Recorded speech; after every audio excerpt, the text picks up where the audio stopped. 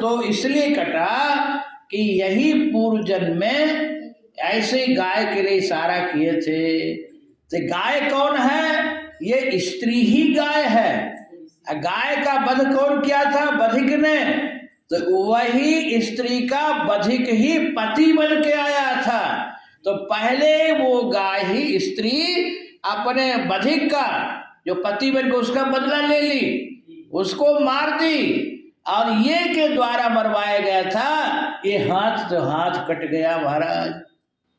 तो इसलिए कहा गया कि काहू न को सुख दुख कर दाता, निज कृत कर्म भोग सब भ्राता।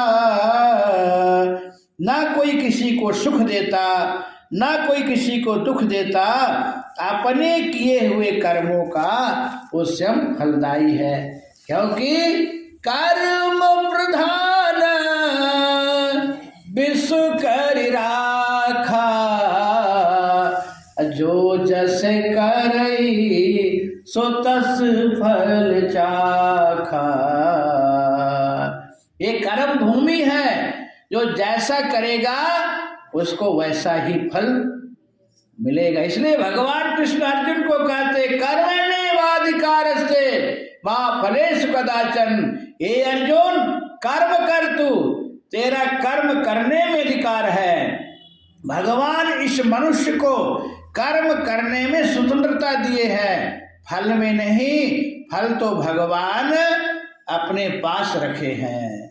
शुभ आरु अशुभ कर्म अनुहारी, ईश देय फल हृदय विचारी।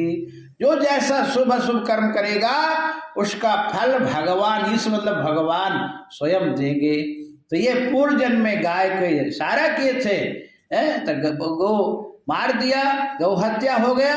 वही परिणाम हुआ कि गाय ही स्त्री बन के इनका बदला, अपना बदला ले ली। इसलिए इनका दोनों हाथ कटा।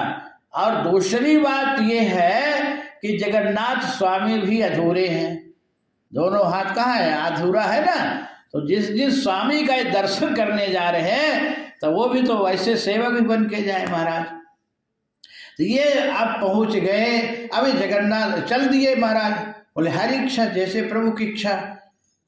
अब ये आधा हाथ कटे और चले, तो ठाकुर जी को लेके अपने उसी समय जगन्नाथ स्वामी के पुजारी को जगन्नाथ जी